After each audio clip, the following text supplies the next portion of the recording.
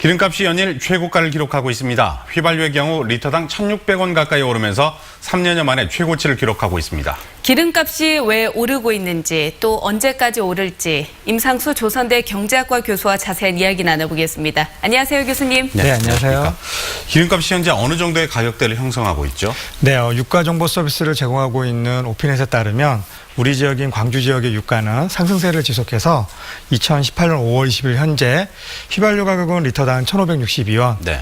경유 가격은 리터당 1,367원을 기록하고 있습니다. 네. 우리 지역의 경우 석유화학단지가 있기 때문에 다른 지역에 비해서는 낮은 가격을 형성하고 있는데요. 네. 실제로 전국에서 유가가 가장 비싼 지역은 서울로 휘발유 가격은 리터당 1,676원, 경유 가격은 리터당 1,478원인 것으로 나타났습니다. 네. 그렇군요. 뭐 기름값이 비싸다고는 느꼈지만 어느 정도쯤이나 오른지 좀 감이 잘 안 오거든요. 네, 최근 이제 국내 유가가 가장 저점을 기록한 시기를 살펴보면 2017년도 7월이라고 볼 수 있습니다. 네. 당시 전국 평균 휘발유 가격을 살펴보면 리터당 1,438원, 그리고 경유 가격은 리터당 1,229원이었습니다.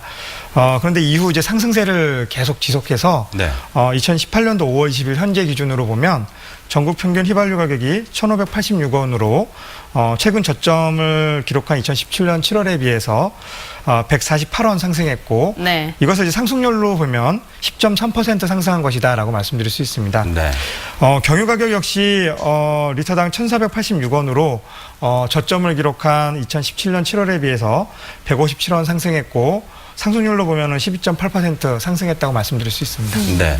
그럼 지금 보고 계시는 시청자분들이 굉장히 관심 있는 실경제와 관련 있는 그렇죠. 이 기름값 아니겠습니까? 왜 이렇게 계속 상승하는 거죠? 이 휘발유와 경유의 이 원재료라고 할 수 있는 원유가 있는데요. 네. 이 원유 가격이 상승했기 때문입니다. 이 원유 가격의 상승세를 설명을 드리면 최근 저점을 기록한 것이 2017년도 6월이었는데요. 당시에 이 두바이유 가격은 배럴당 43.5달러, 그리고 브렌트유 가격은 배럴당 44.8달러를 기록했습니다. 근데 최근 들어서 이러한 이 원유 가격이 상승세를 계속 지속해서 네.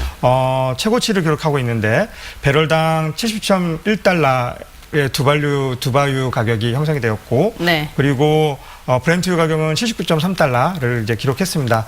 특히 이게 최근에 이렇게 원유 가격이 급등하고 있는 이유는 이제 베네수엘라의 산유량 급감과 그리고 미국의 이제 이란 제재 등으로 인해서 원유 공급이 감소했기 때문이다라고 말씀드릴 수 있습니다. 원유가 오른 거지 뭐 정유회사라든가 주유소가 남겨 먹는 건 아니다. 예, 이렇게 그 해석을 해볼 마진도 수가 있을 있겠군요. 겁니다. 예, 네. 뭐 공급량이 줄었다 그런 이야기신 네, 것 같은데 맞습니다. 네. 뭐 사실 당연한 이야기지만요. 이렇게 기름값이 오르면 지역 경제에도 영향을 미칠 것 같거든요. 어떤가요? 네, 이렇게 이제 원유 가격이 상승해서 이제 기름값이 상승하게 되면 가장 먼저 타격을 받는 부분이 물류 부분이라고 말씀드릴 수 네. 있습니다. 이제 물류 부분에 수송비가 상승을 하고, 이렇게 물류 부분에 수송비가 상승한다는 것은 결국 생산 비용 상승으로 이어지거든요. 네. 그래서 결국 이제 소비자 물가가 상승할 수밖에 없는 그런 상황입니다. 또 특히 이제 최근 들어서 이제 인건비 상승으로 인해서 소비자 물가가 상승세를 보이고 있거든요. 이런 상황에서 이와 같은 이제 기름값 상승은 소비자 물가 상승 압력을 더 가중시킬 가능성이 크다라고 말씀드릴 수 있고요. 네. 또 하나는 이제 이 버스와 택시 같은 대중교통 요금 역시도 상승할 가능성이 크기 때문에 소비자에게 부담이 될 가능성이 큽니다. 그렇군요. 그리고 또 자가 운전하시는 분들은 이렇게 휘발유 가격이 계속 올라가면 이제 경유차로 바꿔야 되는 거 아니냐 뭐 이런 생각을 또 하게 되거든요. 그렇죠. 예, 기름값이 언제까지 오르게 될까요? 이 조금 전에 말씀드린 것처럼 이 기름의 원재료인 원유 가격이 이제 가장 큰 기름값에 영향을 미치는 요인이라고 네. 말씀드릴 수 있는데요. 네. 이 원유 가격이 지속적으로 상승할 것 같지는 않습니다. 왜냐하면 이 원유에 대한 대체제, 뭐 셰일가스나 오일샌드 등이 그동안에 이제 이 개발 비용이 비싸서 개발을 하지 못하고 있는데, 이렇게 원유 가격이 급등을 하게 되면 이런 대체제들이 개발될 가능성이 크거든요. 네. 이것을 이제 산유국들이 알고 있기 때문에 이 원유의 공급량을 늘릴 가능성이 크고, 이로 인해서 다시 원유의 가격이 하락세로 전환될 가능성이 큽니다. 다만 이렇게 원유 가격이 하락하더라도 우리나라의 국내 기름값은 그 하락 속도를 따라가진 않을 것이라고 예상이 되는데요. 그렇죠. 그 이유는 이제 원유 가격이 상승할 때 우리 국내 유가가 상승하는 속도와 원유 가격이 하락할 때 국내 유가가 하락하는 속도를 보면 하락하는 속도가 느리거든요.